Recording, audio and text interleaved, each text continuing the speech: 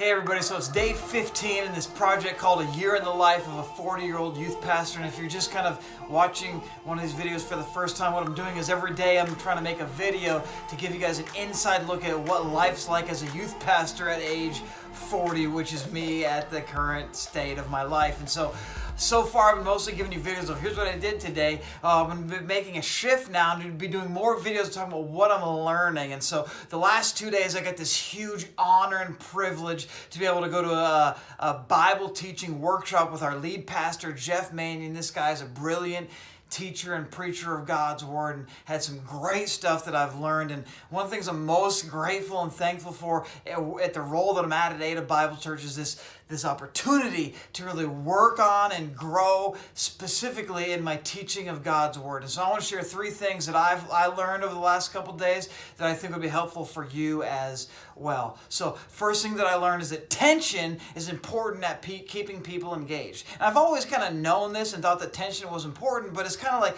if people can tell where this is going, they tune out, they disengage. And so I've always thought, if I had a really good tension in the introduction of my sermon, then it'll be good and people will stay engaged. But what Jeff taught us is that a great intro is not enough tension to keep people engaged throughout the whole thing. And so you need to have tension that you raise and then resolve multiple times throughout a sermon. So I'm going to be working on, in my teaching, the art of raising and resolving tension multiple times throughout the message. The second thing is there's this mistake a lot of people make in teaching the Bible is that we fail to feel. We fail to feel. Meaning we fail to put ourselves in the shoes of the original characters that the Bible is actually talking about. Now the antidote to this mistake or this problem is to ask the question, what was it like to be them? What's it like to be them? Or what's it like to be there in their shoes? So what's it like to be the dad of the demon-possessed boy? What's it like to be Jesus when he's in the back of the boat? What's it like to be one of the disciples when Jesus is, leading you all around, doing all this crazy stuff?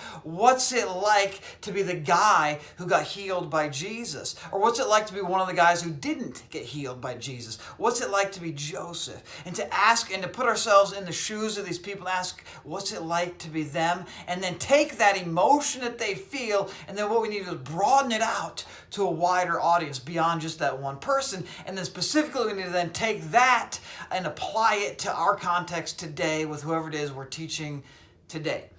So that's the second thing that I'm going to be working hard to implement into my teaching is asking what's it like to be them. The third thing that really hit me over the last couple of days is this quote that we talked about when we were talking about kind of whittling down our sermons and what to keep in and what to leave out. Here's the idea. Perfection is achieved not when there's nothing more that we can add, but when there's nothing that can be taken away.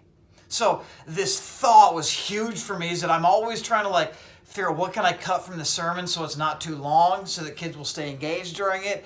And I've realized that what if we could get our messages to the point where there's literally nothing that can be taken out, no sentence, no illustration, no anything, that everything that's in there is necessary in order to make the point that we are going to make.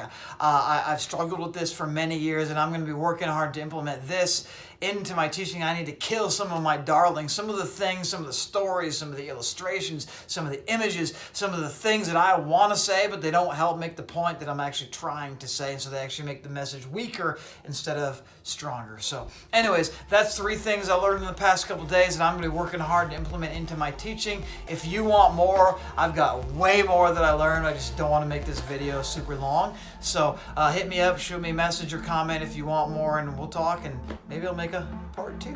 Have a great day. Teach God's Word with everything that you've got.